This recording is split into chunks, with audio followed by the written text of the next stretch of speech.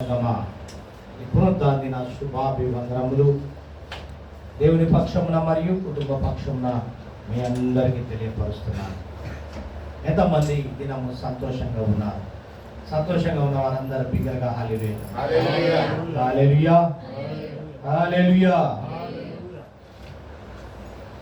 ఎంతమంది ఖాళీ హృదయముతో మందిరానికి వచ్చారు? ఎంతమంది టిఫిన్ చేశారు? చేశారా? చేయని వారందరూ ధన్యులు, చేసిన వారందరూ ధన్యులే. ఖాళీ హృదయంతో వచ్చి దేవుని వాక్కును నింపుకోవాలనే ఆసక్తి కలిగి ఉన్న బిడ్డలందరూ ఒక్కసారి బిగ్గరగా హల్లెలూయా హల్లెలూయా. ఈ దినము దేవుడు అద్భుతమైనటువంటి సందర్భాన్ని మన ముందు పెట్టి ఉన్నాడు. రోమీయులకు రాసిన పత్రిక 8వ అధ్యాయము 14-15. దేవుని ఆత్మ చేత అందరూ నడిపింపబడుదురు, వారందరూ దేవుని కుమారులయ్యుందురు. ఏలయనగా మరలా భయపడుటకు మీరు దాస్యపు ఆత్మను పొందలేదు కానీ దత్తపుత్ర ఆత్మను పొందితిరి. ఆ ఆత్మ కలిగిన వారమై మనము అబ్బా తండ్రి అని మొరపెట్టుచున్నాము. మనము దేవుని పిల్లలమని మన ఆత్మతో కూడా సాక్ష్యమిచ్చుచున్నాడు. మనము పిల్లలమైతే వారసులము అనగా దేవుని వారసులు, క్రీస్తుతో కూడా మహిమ పొందుటకు ఆయనతో శ్రమ పడిన ఎడల క్రీస్తు తోడి వారసులము. మన ఎడల ప్రత్యక్షము కావు మహిమ ఎదుట ఇప్పటి కాలపు శ్రమలు ఎన్నతగినవి కావని ఎంచుచున్నాను. హల్లెలూయా. దేవునికి మహిమ కలుగును గాక. ప్రియమైన దేవుని సంగమా, ఈ దినము దేవుడు అద్భుతమైన సందర్భాన్ని మన ముందు పెట్టాడు. ఈ దిన అంశము, ఈ దిన థీమ్ వచ్చేసి పరిశుద్ధాత్ముడు.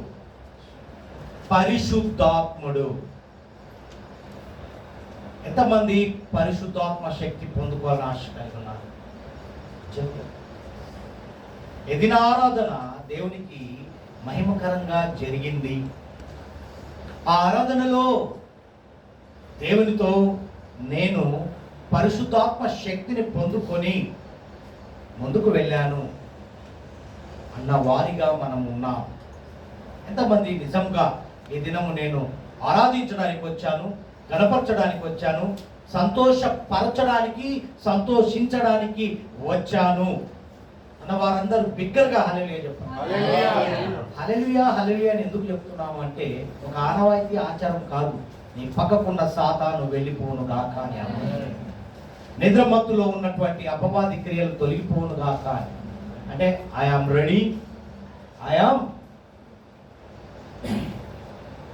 To go. దేవునికి మహిమ కలుగును గాక. ఈ దినము మనము పరిశుద్ధాత్ముడు అనే మాట మీద దేవుడు మనతో మాట్లాడబోతున్నాడు. Super natural fight. మనము ఆత్మ సిద్ధంలో ఫైట్ చేయాలి. ఎక్కడ చేయాలి? ఆత్మ సిద్ధములో. అంటే ఎవరితో చేయాలి? కరెక్టే. మనము చేయుచున్న ఫైట్ ఈ లోకంలో ఎవరితో చేస్తున్నాం? అపవాదితో. వాంతో మామూలుగా చేస్తే నడవదండి. ఆత్మ అనగా శరీరము ప్లస్ ఆత్మ ప్రాణం కదా. ఈ శరీరంలో ఆత్మ నివసించుతున్నది కాబట్టి మనం వాంతో పోరాడగలుగుతున్నాం. ఎంతమంది నమ్ముచున్నారు ఈ మాట? మంచిది. మనము ఆత్మ సిద్ధములో ఫైట్ చేయాలి. అందుకే మాట్లాడుచున్నాడు. మాట ఏంటో తెలుసా? భక్తులు తెలియపడుతున్న మాట 8వ అధ్యాయం 14వ వచనంలో రాయబడిన మాట ఏంటి? దేవుని ఆత్మ చేత ఎందరూ నడిపింపబడుదురో వారందరూ దేవుని, అంటే ఆయన ఆత్మ నీలో పనిచేస్తున్నది కాబట్టి ఆయన పిల్లలుగా పిలువబడ్డవారు, ఆయన కుమారులుగా కుమార్తెలుగా మనము ముద్ర వేయించుకున్న వారము, ఆయన సొత్తుగా నిలబడి ఉన్న వారము, ఆయన ప్రజగా నిలబడి ఉన్న వారము. ఆయన అంటున్న మాట ఏంటంటే, ఈ దినము గమనించండి ప్రియమైన దేవుని సంగమా, ఇక్కడ గమనించండి ఏమని వ్రాయబడింది? ఏలయనగా మరలా భయపడుటకు మీరు దాస్యపు ఆత్మను పొందలేదు గాని దత్తపుత్రాత్మను దత్తత తీసుకుని ఉన్నాడు.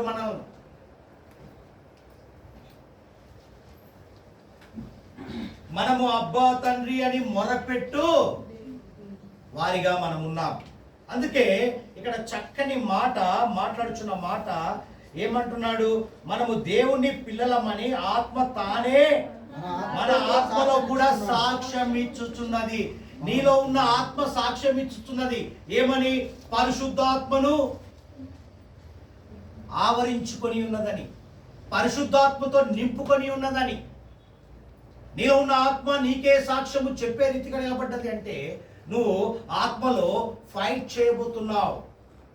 ఎవరితో? నీ ఎదురుగా ఉన్నటువంటి అపవాదిని ఎదిరించే క్రమంలో పరిశుద్ధాత్మను పోలి నువ్వేం చేస్తున్నావు అంటే నీ ఆత్మ సిద్ధంగా ఉంది ఫైట్ చేయడానికి. అందుకే సూపర్ న్యాచురల్ ఫైట్. దేవునికి మహిమ కలుగును గాక. ప్రియమైన దేవుని బిడ్డలారా, ఇక్కడ ఆ ఆత్మ సిద్ధముతో ఫైట్ చేసేటప్పుడు దేవుడు ఇస్తున్న గొప్ప కార్యాలు చూద్దాం. ఇక్కడ ఆది కాండంలోనికి వెళ్దాం. ఆరంభంలో బయలుపరుస్తున్న విధానాలను గమనిద్దాం. ఆది కాండం 25వ అధ్యాయము మొదటి నుంచి చూడం. అబ్రహాము మరలా ఒక స్త్రీని వివాహము చేసుకొనెను. ఆమె పేరు కేతూరా.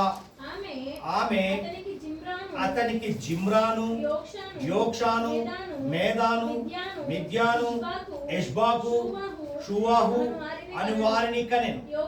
యోక్షాను షేబేను, దేదానును కనెను. అషూరియులు, లెతూషీయులు, లేవీయులు అనువారు దేదానును సంతతి వారు. ఎయిఫా, ఏఫేరు, హానోకు, అబిదా, ఎల్దయాను వారు ఆ మిద్యాను సంతతి వారు. వీరందరూ కేతూరా సంతతి వారు. అబ్రహాము తనకు కలిగినది యావత్తు ఇస్సాకుకి ఇచ్చెను. బాగా గమనించండి ప్రియమైన దేవుని బిడ్డలారా, అబ్రహాము విషయంలో, విశ్వాసులకు పాత్రుడైనటువంటి అబ్రహాము విషయంలో దేవుడిచ్చిన ఆశీర్వాదములో ఏమంటున్నాడంటే, మొదటిగా ఇస్సాకు అనేదే మనకు తెలుసు. రెండవదిగా ఇక్కడ అబ్రహాము మరల ఒక స్త్రీని వివాహము చేసుకొనెను. ఆ కొనెను అనే సందర్భాన్ని గమనిస్తే ఇక్కడ గమనించండి, అబ్రహాము తనకు కలిగినది యావత్తు ఇస్సాకు.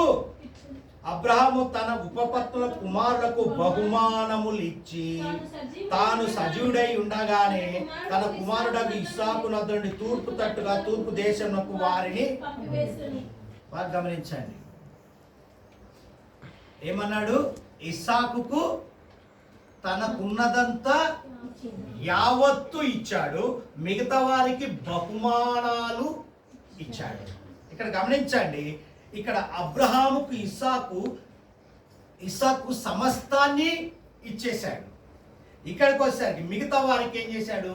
బహుమానాలు ఇచ్చేశాడు. అంటే దేవుడిచ్చిన ఆశీర్వాదములో ఎవరికీ తక్కువ చేయకుండా మొదటిగా ఇస్సాకు మాత్రము మొత్తం ఇచ్చేశాడు, మిగతా వారికి ఏం చేశాడు? బహుమానాలు రీతిగా ఇచ్చేశాడు. అంటే ఇక్కడ హోలీ స్పిరిట్ యొక్క సమస్తాన్ని బోధించే క్రమములో ఏం చేశాడు? అబ్రహాం గారు చేసిన విధానాన్ని కనపరిచాడు. ఇక్కడ గమనించండి ప్రేమైన దేవుని బిడ్డలారా, పరిశుద్ధాత్ముని కార్యాలు ఏ విధంగా బయలుపరుస్తాయో ఆ విధంగానే ఆత్మ కార్యాలు చేస్తారు. ఆత్మ ఏ విధంగా చెబుతుందో ఆత్మానుసారమైన జీవితంతో వెళ్ళినప్పుడే అది బయలుపరచబడుతుంది. అంటే ఎవరికి అక్కడ అన్యాయము చేసినట్టుగా కనపడలేదు. మొదటిగా ఇస్సాకుకు గిఫ్ట్ ఏ విధంగా ఇచ్చాడో బయలుపరిచాడు. మిగతా వారికి ఏ విధంగా క్రమక్రమంగా బహుమానాలు ఇచ్చుకుంటూ వచ్చాడు. అంటే తనలో ఉన్న పరిశుద్ధాత్మ కార్యాన్ని ఏ విధంగా బయలుపరిచాడో ఇక్కడ రూఢిపరిచాడు. అంటే ఇక్కడ చూస్తే యోహాను భక్తుడు రాస్తున్న సంఘటన కూడా గమనిద్దాం. యోహాను సువార్త 14వ అధ్యాయంలోనికి వెళ్దాం. 14వ అధ్యాయము 25వ వచనం చూడమ్మా. నేను మీ యొద్ద ఉండగానే ఈ మాటలు మీతో చెప్పి తిని ఆదరణకర్తనగా తండ్రి నామమున పంపబో పరిశుద్ధాత్మ సమస్తమును మీకు బోధించి నేను మీతో చెప్పిన సంగతులన్నిటినీ మీకు జ్ఞాపకము చేయును. శాంతి మీకు అనుగ్రహించి వెళ్ళుచున్నాను, నా శాంతినే మీకు అనుగ్రహించుచున్నాను. లోకం ఇచ్చినట్టుగా నేను మీకు అనుగ్రహించుటలేదు. మీ హృదయములను కలవరనీయకుడి వెరవా. అంటే అర్థం ఏంటిది? ఇక్కడ సమముగా ఇస్తే సరిపోదు. ఇక్కడ ఆత్మకార్యాలు గమనించండి. అబ్రహాము విషయంలో ఇస్సాకు మొత్తం ఇచ్చేశాడు, మిగతా వారికి ఏం చేశాడు? బహుమానం. అంటే ఎవరు కూడా అక్కడ ఎవరి ద్వారా కూడా ఆయన ఏం చేస్తున్నాడు చూడండి. ఇక్కడ ఏమంటున్నాడు? శాంతి లేకుండా జీవించలేదు, శాంతి పొందుకొని జీవించినట్టుగా కనపడుతుంది. అంటే పరిశుద్ధాత్మ కార్యము, పరిశుద్ధాత్మని ప్రేరేపణ ఏ విధంగా బోధిస్తుందో చూడండి. ఇక్కడ అంటాడు, ఆదరణకర్త అనగా తండ్రి నామమున పంపబో పరిశుద్ధాత్మ సమస్తమును మీకు బోధించి నేను మీతో చెప్పిన సంగతులన్నిటి మీకు జ్ఞాపకము చేయును. శాంతి చూడండి అంటే సమాధానము అని అర్థం. ఆ కుటుంబంలో సమాధానం వచ్చిందా? ఎవరిది వాళ్ళకి ఇచ్చేసరికి సమాధానంతోనే ఉన్నాడు అబ్రాహాం గారు. ఒకవేళ ఎక్కువ తక్కువ చేసినట్లయితే సమాధానం ఉండేదిగా. అంటే పరిశుద్ధాత్మ కార్యము కనపరచాడని అర్థం. దేవుడు చెప్పినట్టుగా అబ్రహాం గారు పాటించింది అన్నది మనకి ఇక్కడ రూఢిపరిచాడు. అంటే మన జీవితంలో కూడా జరిగిన సంఘటనను బట్టి, ఉన్నదాన్ని బట్టి ఎవరెవరికి వివరణ, ఎవరెవరికి ఏది చేయాలో పరిశుద్ధాత్మ కార్యాలు జరుగుతాయి. నీలో ఉన్న ఆత్మ కార్యాలు దేవుడు చెప్పే బోధన వింటుంది. దేవుడు బోధించేదాన్ని ఆత్మ క్యాచ్ చేస్తుంది. ఆ క్యాచ్ చేసే విధానంలో నువ్వు దాన్ని ఏం చేస్తావు? సమముగా చేసే జ్ఞానము దేవుడు ఇస్తాడు.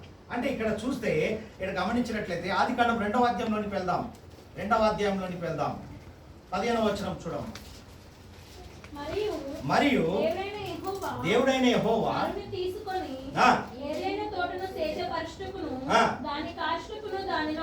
చూడండి. మరియు దేవుడైన యెహోవా నరుని తీసుకొని ఏదైనా తోటలో సేద్యపరచుటకును దాన్ని కాచుకొనుటకు దానిలో ఉంచెను.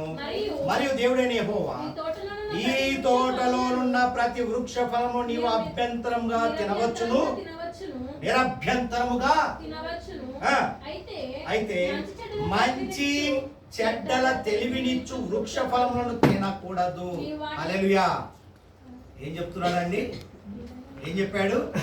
మంచి చెడ్డలనిచ్చే తెలివినిచ్చు వృక్ష ఫలములను తినకూడదు, నీవు వాటిని తినుకున్న నిశ్చయంగా చచ్చదవని నరునికి ఆజ్ఞాపించెను. చూసారా? ఒక దగ్గర తీసుకెళ్ళాడు, ఒక పొలంలో ఉంచాడు. బాబు నువ్వు చేయవలసిన పని ఏంటో చెప్పాడు. అంటే ఆయన ఆత్మ కార్యము ఏ విధంగా పని చేయాలో బోధిస్తున్నాడు. బోధించే క్రమంలో నువ్వు వింటే బాగుపడతావు, వింటే ఆశీర్వదింపబడతావు, వింటే దాన్ని అనుసరిస్తే పొందుకున్న విధానం వేరు. అంటే ఇక్కడ ఎందుకు ఈ మాట బయలుపరుస్తున్నాడంటే చూడండి, ఇక్కడ ఆదామును గురించి చూపిస్తున్నాడు. అంటే ఇండిపెండెంట్గా మారుట అంటే మంచి చెడు తెలివిని ఒక ఇండిపెండెంట్గా ఉంచాడు అక్కడ. అప్పుడు ఆదామును ఒక్కనే ఉంచాడు. ఇంకెవరైనా ఉన్నారు అక్కడ? ఆయనకి ఏం చేశాడు? తెలివి, జ్ఞానము, అన్ని మంచి చెడు తెలివి. అసలు అప్పుడు ఏమీ ఆయనకు తెలియదు. ఎప్పుడైతే చూడండి అక్కడ వ్రాయబడిన మాట, మరియు దేవుడైన యెహోవా నరుని తీసుకొని ఏదైనా తోట సేద్యపరచుటకును దాన్ని కాచుటకును దానిలో, అంటే ఒక పొలమునిచ్చాడు, దాన్ని శుభ్రపరచుట, దాన్ని ఫలించే అభివృద్ధి చెందే విధానంలో అక్కడ ఉంచాడు. ఉంచి, మరియు దేవుడైన యెహోవా ఈ తోటలో ఉన్న ప్రతి వృక్ష ఫలమును నీవు నిరభ్యంతరముగా నిదిను, కానీ మంచి చెడ్డల తెలివినిచ్చు వృక్ష ఫలములను అంటే ఆయనకు ఏమీ తెలియదు. పరిశుద్ధాత్మను పోలి ఉన్నాడు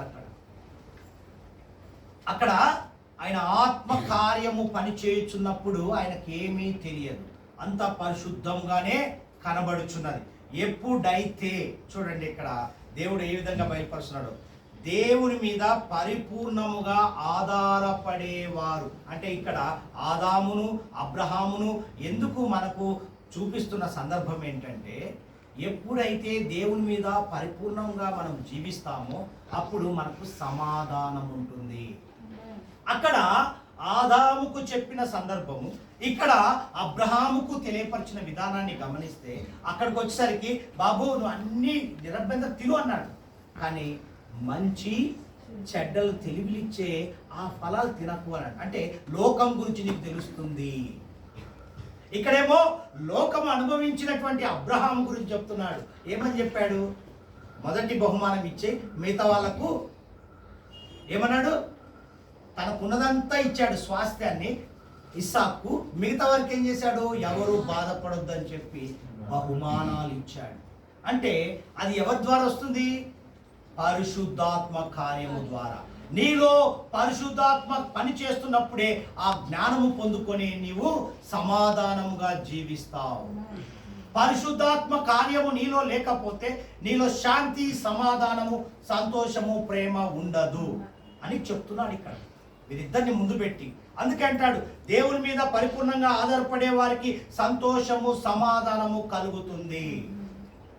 అందుకే ఏమంటున్నాడు, మీరు దాస్యపు ఆత్మను పోలిలేరు, మరలా భయపడుటకు మీరు దాస్యపు ఆత్మను పొందలేదు, కానీ అబ్బా తండ్రిని మొరపెట్టే విధంగా మీరు నిలబడి ఉన్నారు. ప్రియ నా సొత్తు అంటున్నాడు. ప్రియమైన దేవుని సంగమ, పరిశుద్ధాత్ముడు దేవుని మీద ఆధారపట్లు చేస్తాడు మనల్ని. ఈ పరిశుద్ధాత్ముడు అంటే నీలో ఆత్మ, ఏ ఆత్మ ఉందండి, పరిశుద్ధాత్మ ఉన్నప్పుడు దేవుని మీద ఆధారపడేటట్టుగా చేస్తాడు.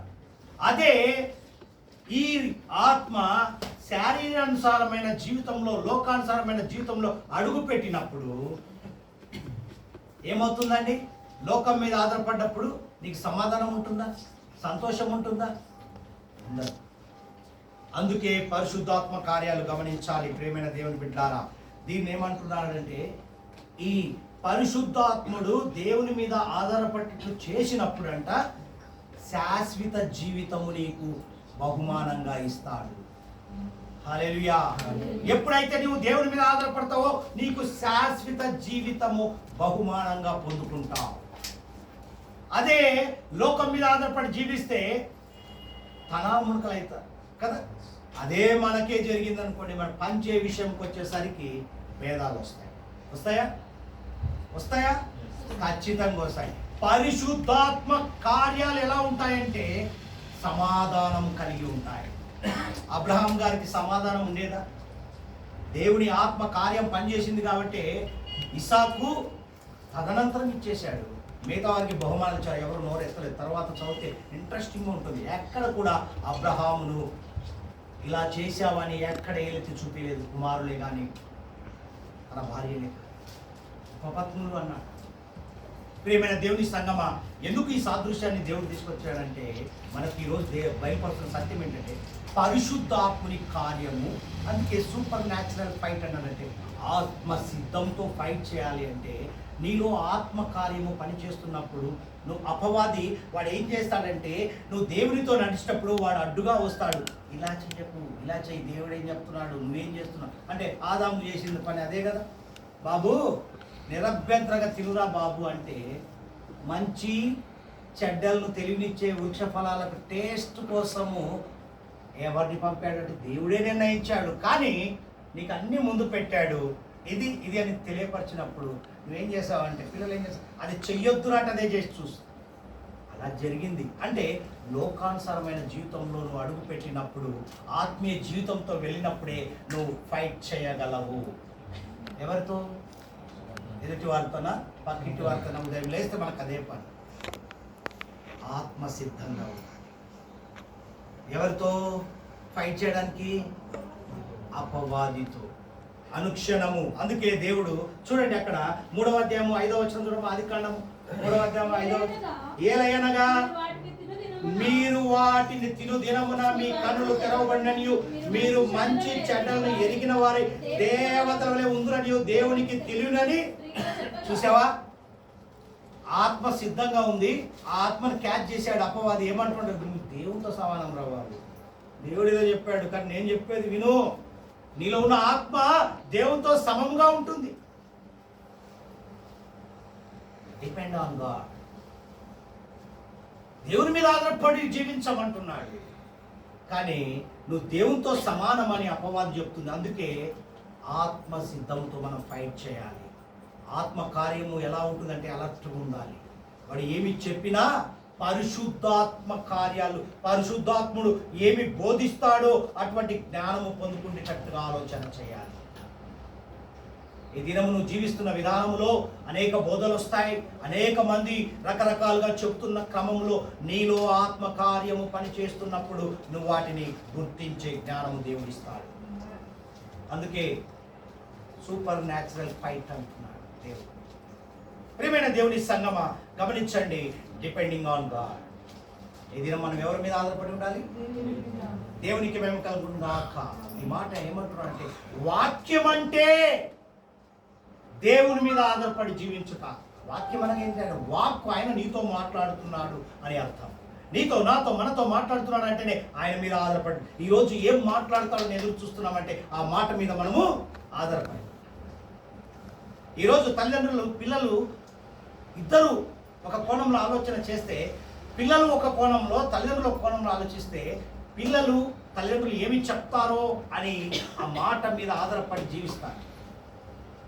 పిల్లలు ఏమి చెప్తారని తల్లిదండ్రులు కూడా ఆ మాటను క్యాచ్ చేసుకొని జీవిస్తారు. దేవుడు కూడా ముందుగానే ఆరంభంలో బయలుపరిచాడండి. ఈ దినము గమనించండి సత్యం. అందుకే యాకోబు గారు రాస్తారు చక్కని మాట. 4వ అధ్యాయం 14వ వచనం చదవము. 4వ అధ్యాయం 14వ వచనం. రేపేమి సంభవించును మీకు తెలియదు. మీ జీవము ఏపాటిది. మీరు కొంతసేపు కనపడి అంతలో మాయమైపోవు ఆవిరి వంటి వారే. హల్లెలూయా. బాగా గమనించండి ప్రియమైన దేవుని బిడ్డలారా. ఎందుకు ఆత్మ సిద్ధముతో ఫైట్ చేయమంటున్నాడంటే, రేపు ఏమి సంభవించునో మీకు తెలియదు. మీ జీవము ఏపాటిది. క్వశ్చన్ మార్క్ కనపడుతుంది అక్కడ. అందుకే మనలో ఉన్న ఆత్మ కార్యం, మనలో ఉన్న ఆత్మతో మనం ఎలా ఉన్నట్టే, ఎప్పుడు సైనికుడు ఎలా ఉంటాడండి? ఎలా ఉంటాడు? అలాగా ఉండాలంట. మీరు కొంతసేపు కనపడి అంతలో మాయమైపోవు ఆవిరి వంటి వారే. కనుక ప్రభు చిత్తమైతే మనము బ్రతికి ఉండి ఇది అది చేతుమని చెప్పుకొనవలెను. ఇప్పుడైతే మీరు డంబముల యందు అతిశయపడుచున్నారు. హల్లెలూయా. ఈ దినం జరుగుతున్నది అదే.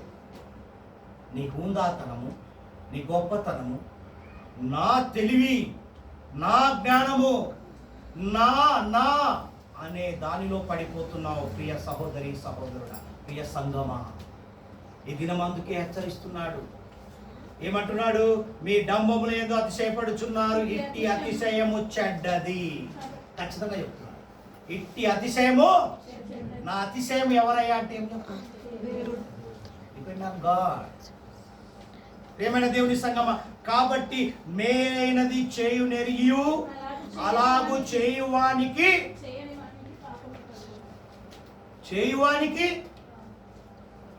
ఏం కలుగుతుందండి? లాభం. చెయ్యని వానికి డిఫరెంట్ కనిపిస్తుంది. చేసిన వారికి ఒక లాభము, చెయ్యని వారికి ఏం కలుగుతుందట? పాపము కలుగును. యాకోబు తన అనుభవంలో బయలుపరుస్తున్నాడు. రేపేమి సంభవిస్తుందో మనకు తెలియదండి. అందుకే ఆత్మ సిద్ధముతో అలర్ట్గా ఉండాలి. వాడు ఏం చేశాడు? దేవుడు ఎన్నుకున్న వ్యక్తినే పడగొట్టిన వ్యక్తి అండి. మామూలు వ్యక్తి కాదు. ఆదాము గారిని తీసుకొచ్చి ఒక పొలం ఇచ్చాడు. ఈ దినం మనకు కూడా అదే ఇచ్చాడు దేవుడు. ఒక పొలం ఇచ్చాడు. సేవకులకు అది ఊతపదంగా ఉంటుంది. పొలం ఇచ్చాడు, దున్నే పనిలో ఉన్నాడు, దున్ను అన్నాడు. విశ్వాసులకు కూడా ఒక పొలం ఇచ్చాడు. వింటున్నావు, విత్తనాలు వేస్తున్నావు, ఆ విత్తనాలు ఫలించి అభివృద్ధి చెందాక నువ్వేం చేయాలి? ఏరుతూనే ఉండాలి. ఏమేరాలి? పొలంలో వేస్ట్గా ఉన్న మొక్కలు తీసేయాలి. కలుపు మొక్కలు అంటారు కదా, పక్కన అవి మొలుస్తుంటాయి. విశ్వాసుల పని అది. సేవకుల పని ఏంది? పైరు పొలాన్ని దున్నుతూ సేద్యము చేయడమే పని. విశ్వాసుల పని ఏంటంటే ఏం చేయాలి? విశ్వాసులు కలుపు మొక్కలు ఏరే పని. ఆ పొలము పండేటప్పుడు చుట్టూ ఉంటాయి చేదైన వేర్లు, తీసే క్రమములో ఉండాలి. దేవునికి మహిమ కలుగును గాక. ఇక్కడ చూడండి, మనము మాటల మీద ఆధారపడేట్టుగా ఉంటున్నాం. ఏ మాటలు? లోకపు మాటలు. ఈ దినం అందుకే గుర్తు చేస్తున్నాడు, దేవుని మీద ఆధారపడేటట్టుగా, దేవుని మాటల మీద, దేవుని వాక్కు మీద ఆధారపడి జీవించేటట్టుగా మనం ఉండాలి అని హెచ్చరిస్తున్నాడు ఆయా భక్తుడు.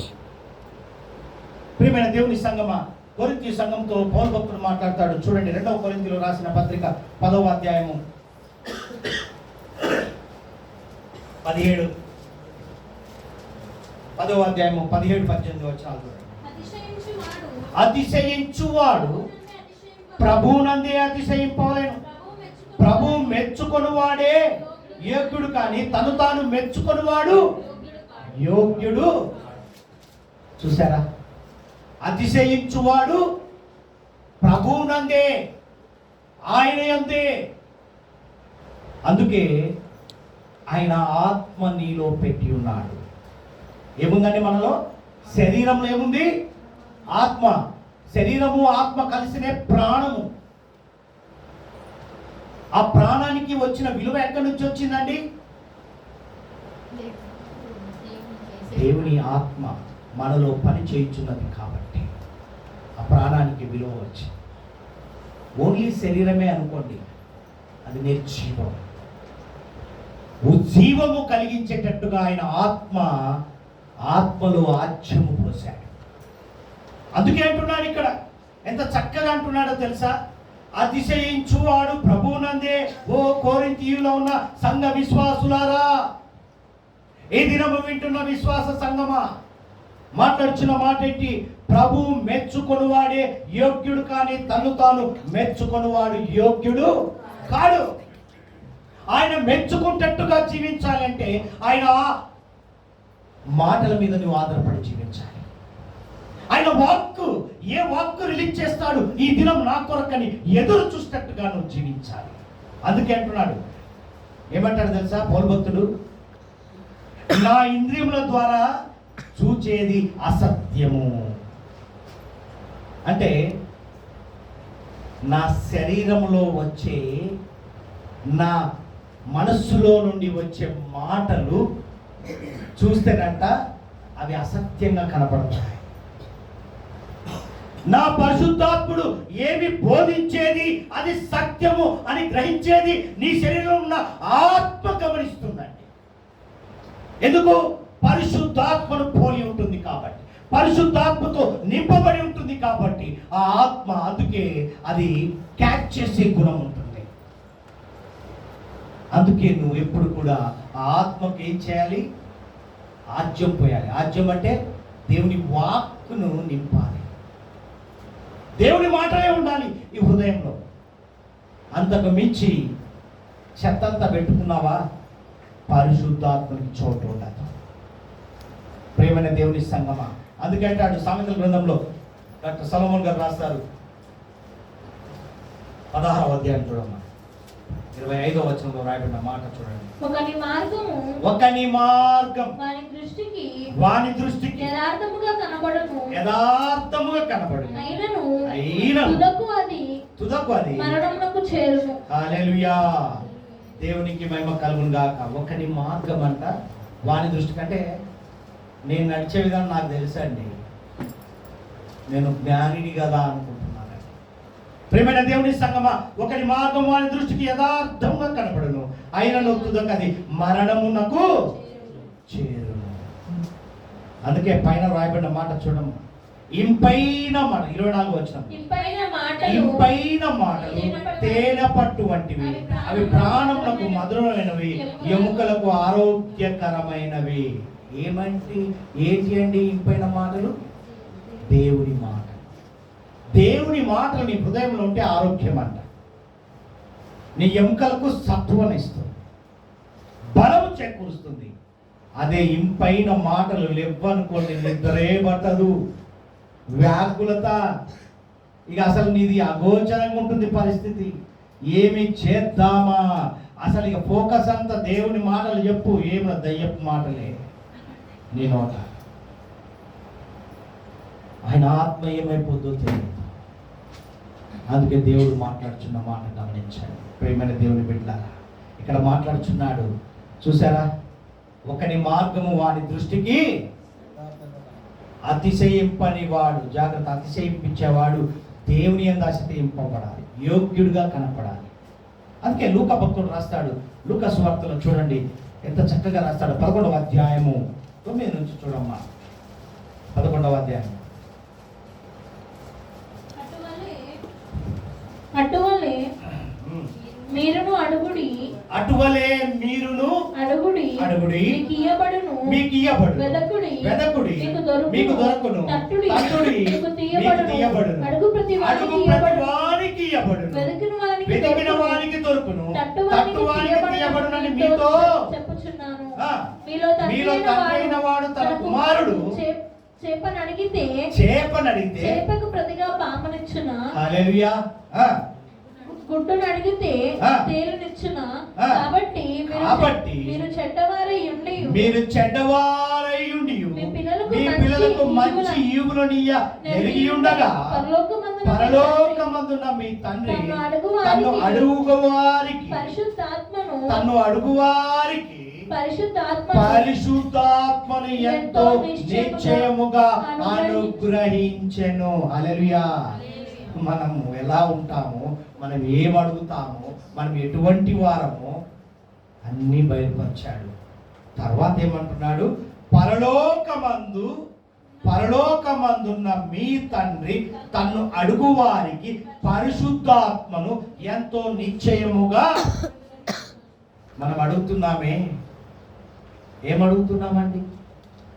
ఆయన ఏమడుగుతున్నామో, ఆయన పరిశుద్ధాత్మను, అంటే ఆయన ఆత్మకు పరిశుద్ధాత్మను జోడు చేస్తున్నాడు.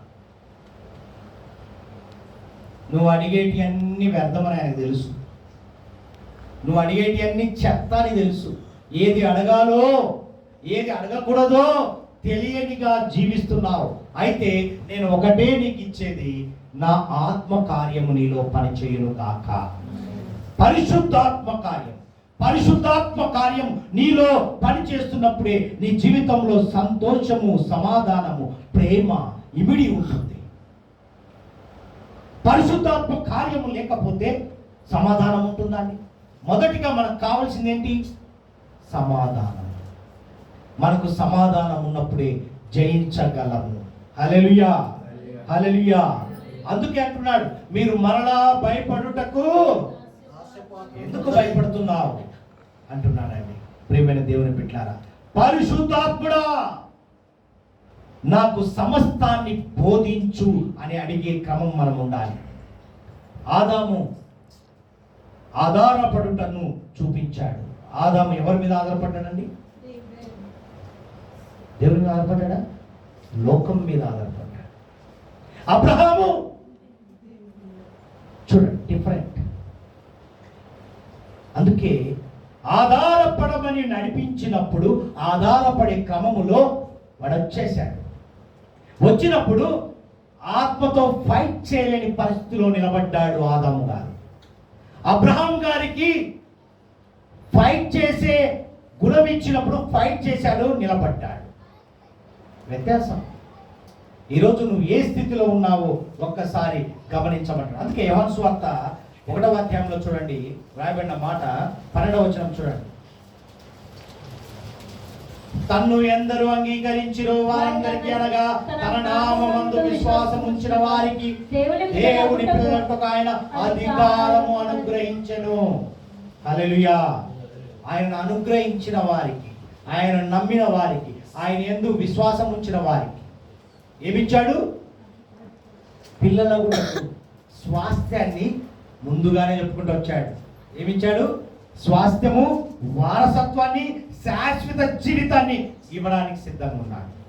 దేవునికి మహిమ కలుగును గాక. చదవమ్మా.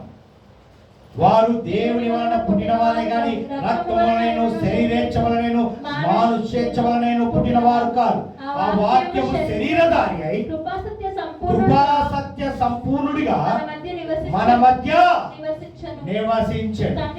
తండ్రి వలన కలిగిన అద్వితీయ కుమారుని మహిమ వలె మనము ఆయన మహిమను కనుగొంటిమి. హల్లెలూయా. ప్రియమైన దేవుని బిడ్డలారా, మనం ఏ విధంగా జీవిస్తున్నామో గమనించాలి. ఆయన్ని ఎరిగి ఉన్నామా? ఆయన నామాన్ని కనిపెడుతున్నామా? ఆయన పిల్లలకు సిద్ధపడుచున్నామా? ఏదో నామకే వాస్తే క్రైస్తవులుగా ముద్ర వేయించుకున్నాం. క్రైస్తవులుగా నామము అనగా క్రైస్తవులకు ఒక మతం అయిపోయింది. నామము అంటే క్రైస్తవులకు ఒక మతంగా మారింది. అది మతము కాదు, మార్గం. అందుకే అంటున్నాడు, ఏమంటున్నాడు? తన్ను ఎందరు అంగీకరించిన వారందరికీ అనగా తన నామమందు విశ్వాసం ఉంచిన వారికి దేవుని పిల్లలగుటకు ఆయన అధికారం ఇచ్చాడు. అదండి, ఆయన నామము అధికారాన్ని పొందుకున్నట్టుగా ఉండాలి కానీ మతముగా ఉండకూడదు. క్రైస్తవులు అనగా ఆయన పిల్లలగుటకు అధికారం పొందుకున్న వ్యక్తులుగా కనపడాలి. విశ్వాసులు ఆయన అనుగ్రహం పొందుకొని జీవించే వారిగా ఉండాలి. వారసత్వాన్ని పొందుకున్నట్టుగా, స్వాస్థ్యము పొందుకున్నట్టుగా, శాశ్వత జీవితాన్ని అనుగ్రహించుకున్నట్టుగా, పొందుకున్నట్టుగా ఉండేటట్టుగా ఉండాలి. దేవునికి మహిమ కలుగునుగా. అది ఎలా వస్తుంది? నేను శరీరేచ్ఛ వలన పుట్టిన వాడను కాను, వాక్యము ద్వారానే పుట్టిన వాడను అని ఎప్పుడైతే నువ్వు అనుకుంటావో ఇవన్నీ పొందుకుంటావు. మత్తయి సువార్త 4వ వచనం చూడమ్మా. అక్కడ వ్రాయబడిన మాట చూడండి, ఎంత చక్కగా యేసుక్రీస్తు వారు చెప్తారు. ఎవరితో చెప్తున్నాడు తెలుసా? ఆత్మ సిద్ధంతో ఫైట్ చేస్తున్నాడు, ఉపవాసంతో ఉండి. బాగా గమనించండి ప్రియమైన దేవుని బిడ్డలారా. ఎవరికి ఎదురైంది? యేసుక్రీస్తు ప్రభువారికి ఎదురైంది. అందుకు ఆయన మనుష్యుడు రొట్టె వలన మాత్రము కాదు గాని దేవుని నోట నుండి వచ్చు ప్రతి మాట వలన జీవించునని వ్రాయబడి ఉన్నదని అనెను. హల్లెలూయా. చూసారా ఎటువంటి సందర్భాలు ఎదురైతాయో ప్రియమైన దేవుని సంగమా. ఈ దినము గమనించండి, మనం ఏం చేయాలి? ఆత్మ సిద్ధంతో ఫైట్ చేయాలి. ఉపవాసం ఉన్నప్పుడే నీకు శోధనలు వస్తాయి. అందుకేం చేయాలి? పరిశుద్ధాత్ముడా, నీ పని ఇప్పుడు స్టార్ట్ అయింది, ఆర్ యు రెడీ అని చెప్పాలి. అప్పుడు దేవునికి అప్పచెప్పాలి, నీ కార్యము కనపరచయ్యా, నేను సిద్ధం, ఐఎమ్ రెడీ అన్నట్టుగా జీవించమంటున్నాను. అందుకే అంటాడు ఇక్కడ.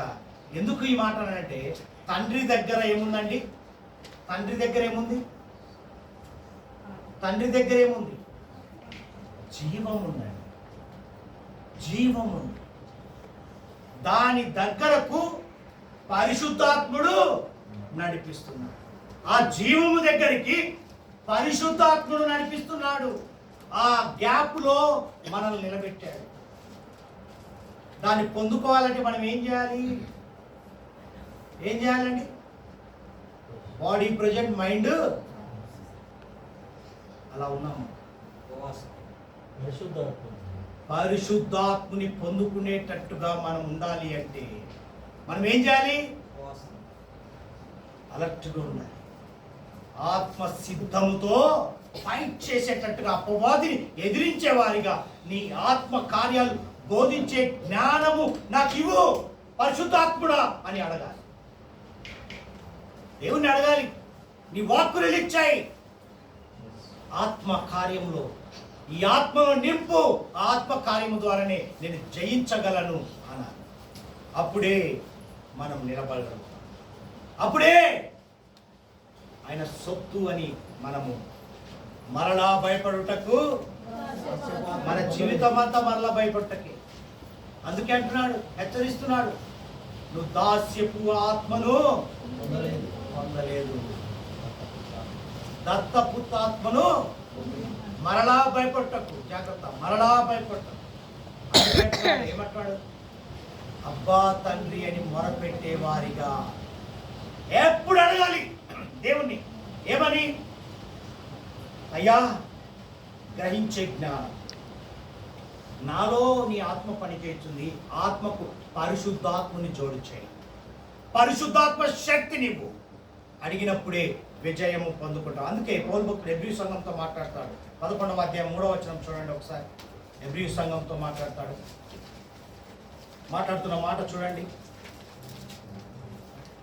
మొదటి నుంచి విశ్వాసమును నిరీక్షింపబడుట, వాటి యొక్క నిజ స్వరూపమును అదృశ్యమైనవి యున్నటకు రుజువై ఉన్నది.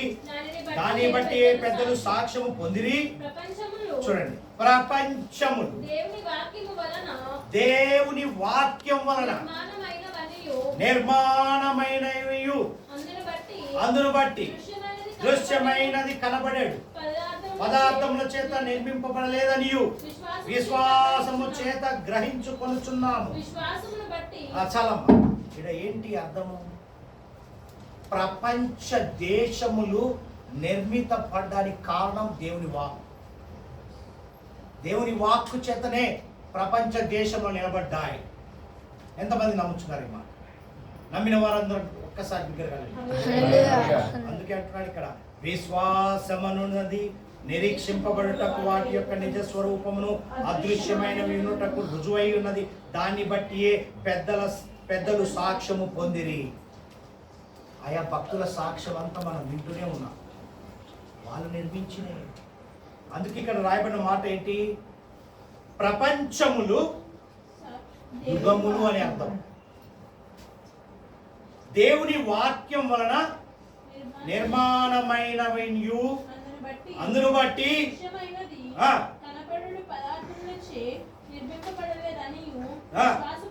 విశ్వాసము చేత గ్రహించుకొనుచున్నాము. హల్లెలూయా. దేవునికి మహిమ కలుగును గాక.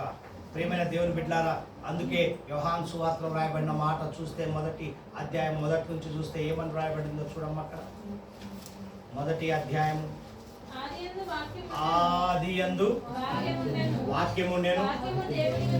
వాక్యం ఎక్కడ ఉందట? దేవుని యొద్ద ఉండెను. వాక్యము దేవుడై ఉండెను. ఆయన ఆదియందు దేవుని యొద్ద ఉండెను. సమస్తమును ఆయన మూలంగా కలిగెను. కలిగి ఉన్నదేదియో ఆయన లేకుండా కలగలేదు. ఆయనలో జీవముండెను. ఆ జీవము మనుషులకు వెలుగై ఉండెను. ఆ వెలుగు చీకటిలో ప్రకాశించున్నది గాని చీకటి దాన్ని గ్రహింపకుండెను. హల్లెలూయా. దేవునికి మహిమ కలుగును గాక. ఎక్కడి నుంచి వచ్చిందండి అది? అక్కడి నుండి వచ్చిన వాక్యం. అంటే ఈ దినము నీకు సమాధానము రావాలన్నా, సంతోషము రావాలన్నా, ప్రేమ రావాలన్నా, నీ జీవితంలో ఏది కావాలి అన్నా ఆయనతో మమేకంగా ఉన్నప్పుడే జరుగుతుంది. ఆయనతో ఇమిడి ఉన్నప్పుడే కార్యాలు కనపడతాయి. అందుకే అంటున్నాడు ఇక్కడ, ఆత్మ వాక్యము, లోకము వాక్యము, వెనకాల ఆత్మ ఉంది. వీటన్నిటి వెనకాల ఏముందండి? ఆత్మ. ఆయన ఆత్మ పని చేయుచుంది. ఒక దగ్గర రాయబడి ఉంటుంది, ఆయన ఆత్మ సంచారము చేయుచున్నది. హల్లెలూయా. చూసారా? ఈ వాక్యము లేకుండా ఏమీ జరగవు, ఏమీ నిర్మింపబడవు. దేవుని వాక్కు లేకపోతే ప్రపంచ యుగ యుగములు కూడా నిర్మితము కావు. నీవే కాదు, ప్రపంచములు కూడా నిర్మింపబడవు అంటున్నాడు. దేవునికి మహిమ కలుగును గాక. అందుకే ఈ దినము మనం అడగవలసిందంటే, యేసయ్యా సమస్త జ్ఞానమును, సమస్తాన్ని బోధించయ్యా. ఎందుకంటే మనకి ఏమీ తెలియదు. ఎలా ఉన్నాం మనం? పాలు తాగే. బలమైన ఆహారం కావాలంటే మనకు సమస్తమైన దాన్ని బోధించయ్యా అంటే నీ ఆత్మ నాలో ఉంది కానీ గ్రహించే జ్ఞానం లేదు. కాబట్టి పరిశుద్ధాత్మ శక్తిని నేను పొందుకోవాలంటే నువ్వు సమస్తాన్ని నాకు తెలియపరచు. ఆదాముకి ఎలా తెలియపరిచావో, అబ్రహాముకి ఎలా తెలియపరిచావో, తెలియపరిచిన విధానాన్ని ఏ విధంగా నేను అనుసరించాలో అటువంటి జ్ఞానము నాకు బోధించు. నేను జ్ఞానము సంపాదించుకునే వ్యక్తురాలిగా నేను నిలబడాలి అని నువ్వు ఎప్పుడైతే అనుకుంటావో పరిశుద్ధాత్ముడు నీలో నివసిస్తాడు. అడుగుడి మీకు ఇవ్వబడును. అడుగు ప్రతివానికి, అడగకపోతే అని నుంచి వస్తుంది. పరిశుద్ధాత్ముడా ఈ దినము నాలో నివసించు అని ఎప్పుడైతే అడుగుతావో అప్పుడే పరిశుద్ధాత్మ కార్యము నీలో పనిచేస్తుంది. ఎలా పనిచేస్తుంది తెలుసా? సమాధానముతో, ప్రేమతో, సంతోషముతో. Super natural fight. ఆత్మ సిద్ధంతో ఫైట్ చేస్తావు. ఎప్పుడు? పరిశుద్ధాత్ముడు నీలో నివసించి ఉన్నప్పుడే. లేకపోతే తప్పు చేసే క్రమంలోనికి వెళ్తావు. ఎలా? దేవుడు చెప్పిన క్రమమును పాటించకుండా ఆదాము చేసిన క్రమము మనలో ఉండకుండా వెళ్ళిపోను కాక. అబ్రహాములాగా జీవించే విధానంలోకి వెళ్దుముగా. ఈ దినము దేవుడు మాట్లాడిన సందర్భము పరిశుద్ధాత్మ శక్తిని పొందుకుంటాం. శరీరము ఆత్మ రెండు ప్రాణము. ఈ ఆత్మ మనలో ఉంది కానీ అది ఎలా ఉంది? నిర్జీవంగా ఉంది. మృతము కలిగి ఉంది. ఆ మృతులను లేపుదాం ఈ దినం. లేపి ఆ ఆత్మకు పరిశుద్ధాత్మ శక్తిని పొందుకునేటట్టుగా దేవుణ్ణి అడుగుదాం. అప్పుడే లోకాన్ని జయిస్తాం. దేవుని వాక్కు చేత నేను నిలబడతానని సాక్షిగా నిలబడుతుగా. దేవుడి మాటలు దీవించునుగాక. అందుకే నన్ను